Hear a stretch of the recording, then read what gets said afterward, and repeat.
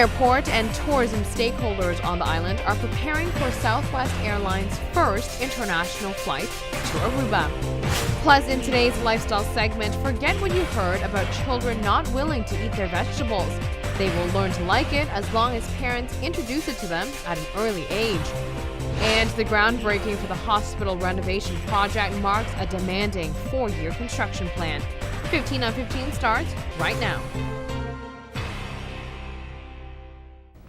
Hi everyone, thank you for joining us. I'm Yentl Lieuw. On July 1st, Aruba will be making international headlines with Southwest Airlines. Southwest is the largest domestic airline in the United States, and for the first time in the history of its existence, they will be crossing the U.S. border and landing in Aruba for their very first international flight. On Monday morning, Aruba Airport Authority stakeholders, together with Aruba Tourism Authority and Southwest Airline executives, met to iron out the details of the inaugural flight, which is set to take place July 1st.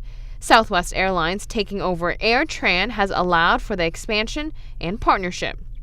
Aruba has not been on our route map, but it's very much been on our radar for Southwest Airlines. And through the acquisition of AirTran and now Southwest becoming the largest airline in the United States, making its first ever international departure to Aruba on July 1st, we're very much now connecting the largest domestic network in the United States with your beautiful island. Well, Southwest is so excited, especially to be working with the Aruba folks here in the airport, and every new destination is so exciting for us, but especially this because we are finally expanding our brand beyond the U.S. border, and we're coming here to Aruba, and it's our first international flight, so that's a huge milestone in our history. Once Southwest acquired AirTran, the airline decided to not only continue with the Aruba route, but saw the demand to insert more flights into the itinerary.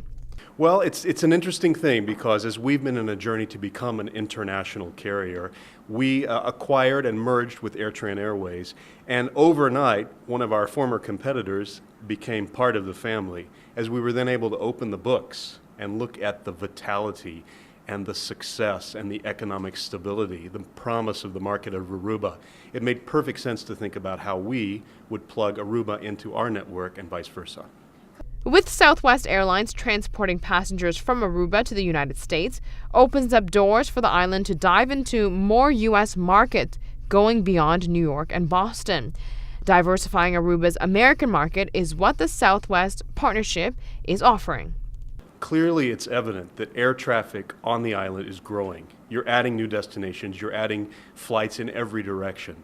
And in getting Southwest Airlines, you're plugging into the largest domestic airline in the United States. And so the promise of the local traffic here and what we can bring from the U.S., I think, bodes well for a future of confidence. We are the largest carrier in California, the largest carrier in Texas, the largest in Chicago, in Washington, D.C., and in Florida. Think about all of those places that now will be at least one stop away or nonstop on Southwest Airlines. Furthermore, the local market on the island can also take advantage of this new venture. Well, I think we've really taken the approach to put our customers first. We don't nickel and dime. We're not going to charge you bag fees. We're not going to charge you change fees.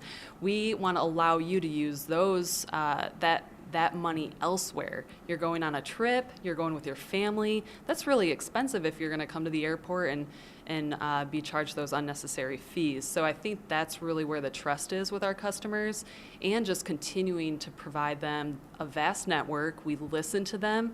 They've said they wanted to come, beyond the U.S. border, and we're excited for them to be able to come down here to Aruba. I also had a discussion with the representatives from Southwest regarding the island's goal in attracting the more affluent visitor while offering limited options for business or first-class seating. So be sure to tune in for that for their response on that. And moving forward in other local news, the Yentl Lieuw sports park renovation process is progressing rapidly. Soon the children in the area will have this newly renovated facility to play their sports in.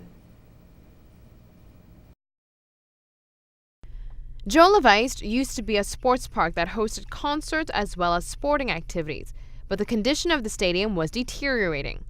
With the renovation, new benches, bleachers, a special media area, and much more has been added. Essentially, everything will be brand new. Workers are even placing new grass inside the whole park as part of the renovation. The upgrading of the sports park is part of the goal to revitalize St. Nicholas. Policymakers are hoping the renewal of the sports park will encourage more children in the area to take up sports, which will ultimately eliminate their time on the streets. And on that note, we will be right back. Take a look to see what is coming up next.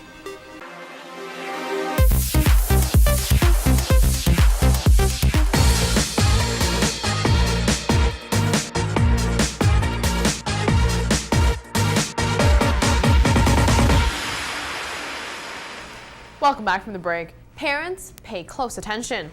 New research finds that babies can learn to eat and like vegetables. The key is to keep trying when they are young. There is a misconception that children simply don't like vegetables. Some parents are scared to feed their little ones veggies, thinking they won't like the taste. But a new study says this isn't the case. Researchers advise parents to not give up introducing new vegetables to their toddlers. Children can learn to eat new vegetables if they are introduced regularly to it before the age of 2. Even fussy eaters can be encouraged to eat more greens if they are offered them 5 to 10 times. There's more. A team of researchers gave artichoke puree to 332 children aged between 4 to 38 months old from the United Kingdom, France, and Denmark. 1 in 5 children cleared their plates and 40% actually learned to like artichoke. The study also dispelled the popular myth that vegetables' taste needs to be masked in order for children to eat them. During the study, each child was given between 5 and 10 servings of at least 100 grams of artichoke puree. The puree was either served straight or sweetened with added sugar or vegetable oil was mixed into the puree. Researchers found there was little difference in the amount eaten over time between those who were fed basic puree and those who had the sweetened one, suggesting that making veggies sweeter does not encourage children to eat more of the vegetables. Interesting. Being bilingual slows the aging of the brain. This is, of course, great news for the people who grew up in Aruba, since they tend to know at least 4 different languages. Learning a second language could improve reading and intelligence skills. Learning a second language can have a positive effect on the brain, even if it is taken up in adulthood. So it's never too late. Researchers found that reading verbal fluency and intelligence were improved in a study of 262 people tested either aged 11 or in their 70s. Now, vacation is certainly a time to relax and enjoy being away from work or routines, but this doesn't necessarily mean you should disregard your healthy routine. This goes for the tourists who come to Aruba for vacation or for the locals who leave the island to explore. So here are a few tips to keep healthy. Vacation is a liberating time with plenty of time to do many things, but staying healthy during this time is also important. First of all, don't skip breakfast. Keep it simple. A bowl of cereal would do the trick. Also, when you go out, take some healthy snacks with you so you aren't tempted to opt for junk food. If you can, try to get a hotel room with a kitchen. Eating out at restaurants is part of the fun while on vacation, but it is good to have the option of cooking at home once in a while.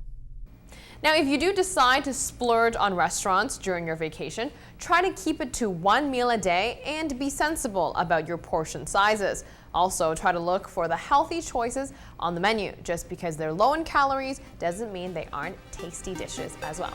And we will be right back. Stay with us.